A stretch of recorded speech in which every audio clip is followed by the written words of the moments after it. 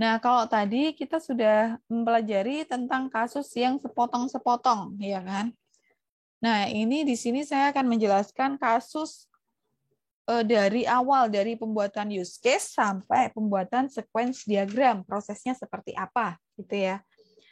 Oke, proses yang terjadi yaitu pengguna datang memasukkan kartu ATM ke kotak kartu ATM. Pengguna memasukkan PIN. Kemudian muncul menu utama pada layar yang isinya melihat saldo. Setelah itu, kemudian ada menu lagi isinya. Jadi di layar utama itu ada melihat saldo, ada mentransfer uang, ada menu untuk mengambil uang, dan menu logout, gitu ya. Itu gambarannya. Jika pilih menu melihat saldo, maka akan muncul informasi saldo pengguna.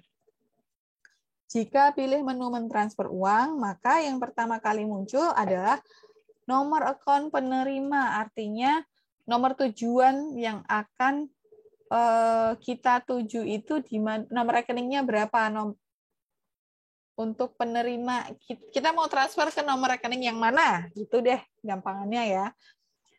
Nah, di sini pengguna mengisi nomor rekening yang dituju untuk mentransfer.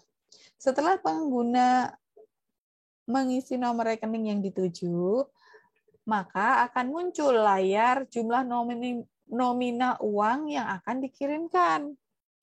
Biasanya kan kita kalau mau transfer, kita tulis dulu ke bank apa, biasanya gitu kan. Kemudian nomor rekeningnya berapa, setelah itu baru nominalnya berapa, ya kan. Setelah mengisi nominal jumlah uangnya, maka akan muncul informasi bahwa uang berhasil terkirim. Itu kalau uangnya berhasil terkirim ya, kalau saldonya masih ada buat untuk mentransfer. Kalau tidak ada ya berarti kan nggak jadi terkirim gitu kan. Nah ini prosesnya dulu secara gambaran secara globalnya. Jika pilih menu mengambil uang, maka yang pertama kali muncul adalah layar jumlah uang yang ingin diambil. Ya kan, berapa? Diisi pengguna mengisi jumlah nominal yang akan diambil.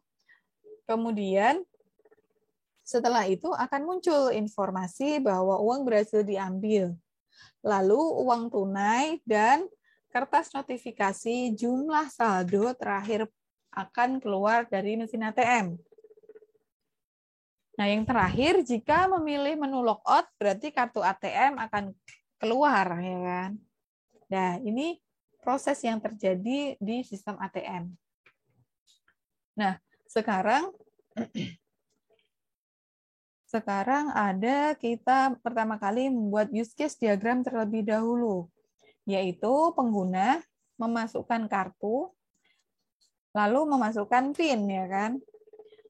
Pengguna juga bisa mengecek saldo, mentransfer uang, mengambil uang, dan melakukan logout. Deskripsi dari use case. Pengguna memasukkan kartu ATM ke dalam kotak kartu ATM, kemudian memasukkan PIN.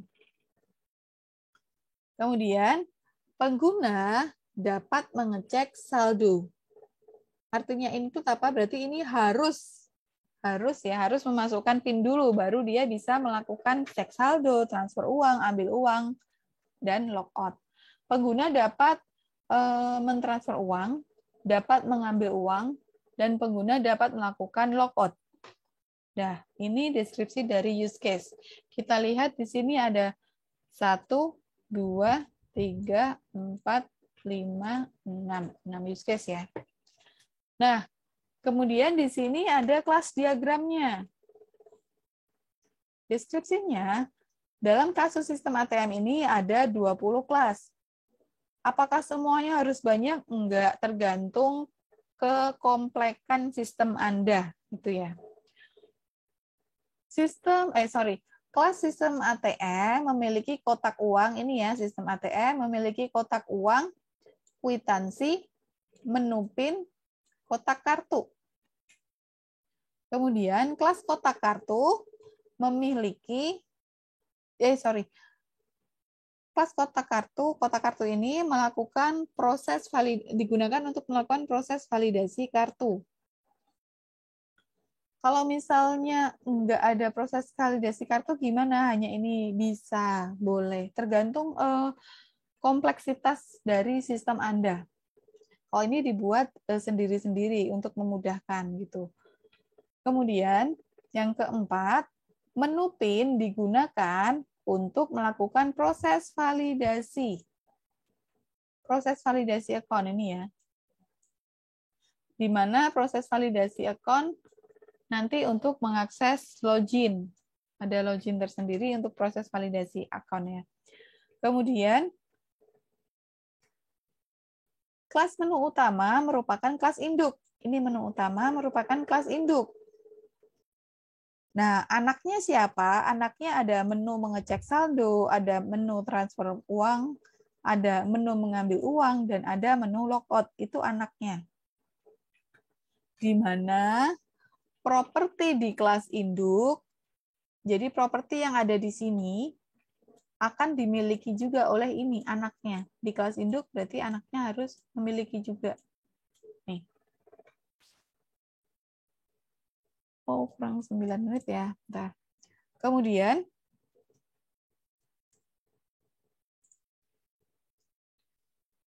menu mengecek saldo ini ya.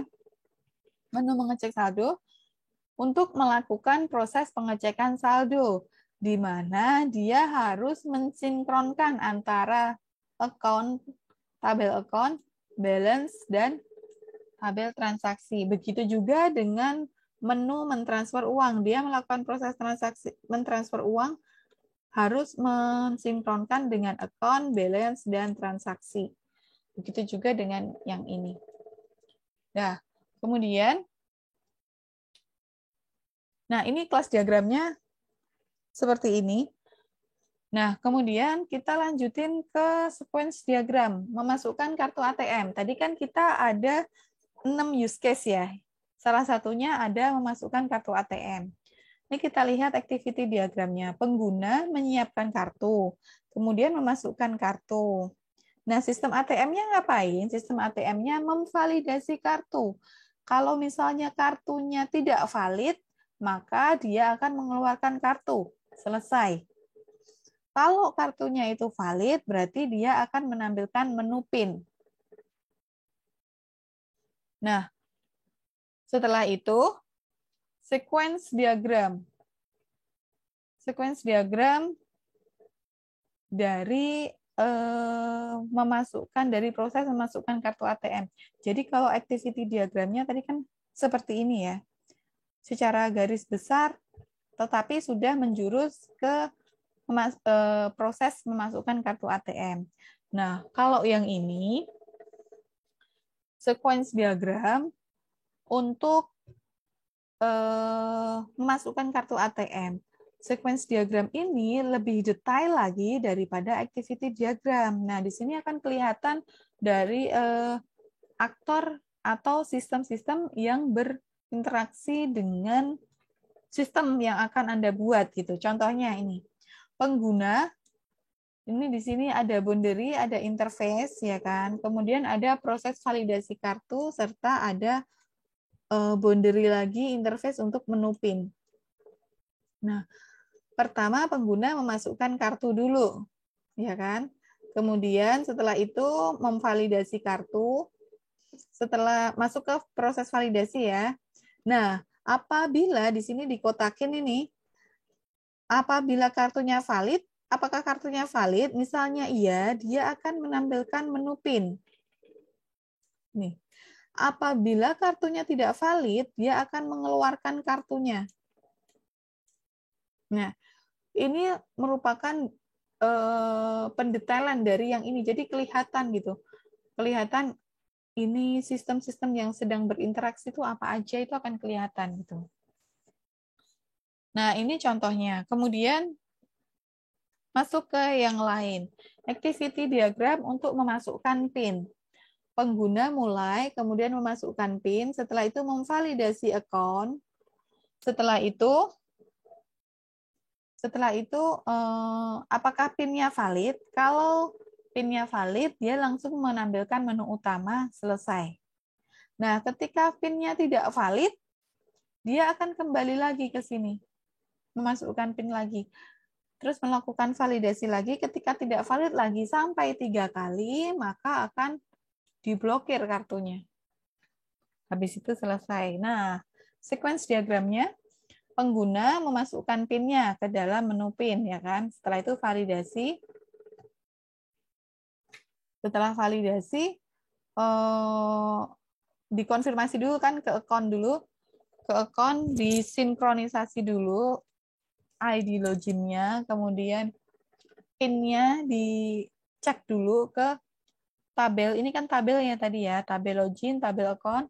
Nah, setelah itu dilihat nih, PIN-nya valid atau enggak. Kalau misalnya PIN-nya valid, berarti langsung tampilkan ke menu utama. Tapi kalau tidak valid, nah ini dilihat dulu. Kalau lebih dari 3 kali, misalnya apakah PIN-nya salah lebih dari 3 kali, misalnya tidak, dia akan menampilkan ke sini lagi. Tetapi kalau dia Pak, ketika dia lebih dari 3 kali, ternyata kita masukin sudah 3 kali, tetapi nggak cocok-cocok gitu ya, akhirnya akan diblokir akunnya. Seperti itu. Ini untuk memasukkan PIN. Kemudian activity diagram untuk mengecek saldo. Mulai, kemudian memilih mengecek saldo di menu utama, kemudian memproses pengecekan saldo. Setelah itu menampilkan saldo di menu saldo, setelah itu selesai. Nah, kemudian sequence diagramnya kita lihat.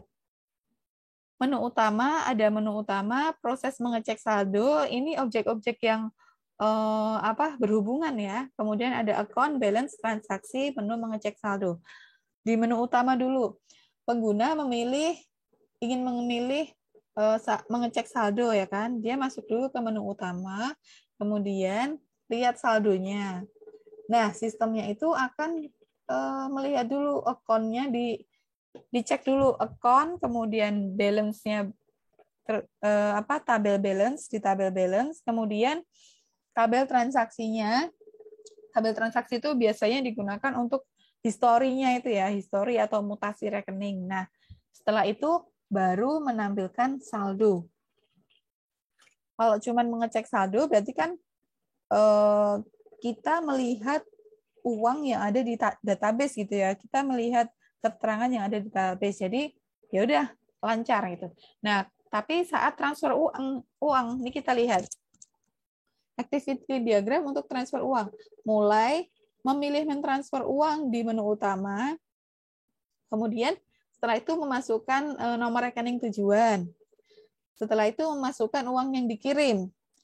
Ya kan? Nah, setelah itu baru memvalidasi, sistem ATM akan memvalidasi nih kartu ATM akunnya, tujuannya sudah benar atau belum.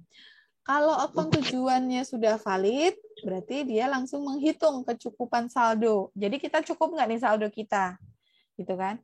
Kalau akun tujuannya, nomor rekeningnya yang dituju itu tidak valid, maka dia akan minta balikan lagi ke sini. Nanti ke sini lagi ya kan, ke sini lagi. Nah, terus kalau misalnya sudah menghitung kecukupan saldo, nah saldonya cukup atau enggak? Kalau misalnya cukup, ya udah transfer uangnya selesai. Tapi kalau tidak cukup, ya kita revisi dulu dong, ya kan? Kita masukin lagi nilai nominalnya berapa yang bisa dikirim, baru setelah itu selesai. Seperti ini lagi. Nah, itu untuk activity transfer uang. Nah, sequence diagramnya seperti ini. Dia memilih mentransfer uang, kemudian memasukkan jumlah uang, account, kemudian transfer uang dulu. Setelah itu dia ngecek balance-nya, saldonya. Ketika saldonya cukup, iya cukup kan, akhirnya dia tampilkan uang berhasil dikirim ke sini. Tetapi kalau tidak cukup, berarti dia akan menampilkan keterangan bahwa saldonya tidak cukup. Nah, seperti itu ya. Nah, sama seperti ini yang mengambil uang ketika saldonya cukup, dia proses pengambilan. Tapi kalau saldonya tidak cukup, ya berarti dia nggak bisa ngambil gitu. Ini untuk logout. Nah, ini tools yang mendukung rational rules together. Terserah kalian mau menggunakan yang mana. Jadi nanti project yang kalian kirimkan itu bersih ya, maksudnya pakai ketikan, kemudian dengan menggunakan software gitu ya, bukan pakai tangan kalian sendiri gitu ya. Nah, ini tugas di project-nya. Buatlah sequence diagram minimal 2 dari sistem Anda yang sesuai dengan kasus di project Anda. Ingat disesuaikan ya, ini cuma minimal 2. Kalau di sistemnya ATM tadi ada 6 use case, berarti ada 6 sequence, ada 6 activity gitu ya. Nah, kalau ini saya hanya minta minimal 2 saja. Oke. Bisa dipahami ya. Ini waktunya kurang dari 1 menit. 1 menit lagi. Ada yang mau ditanyakan nggak? Atau nanti bisa kita sambung di WAG ya. Karena ini waktunya sudah habis. Oke, sekian dari saya. Assalamualaikum warahmatullahi wabarakatuh.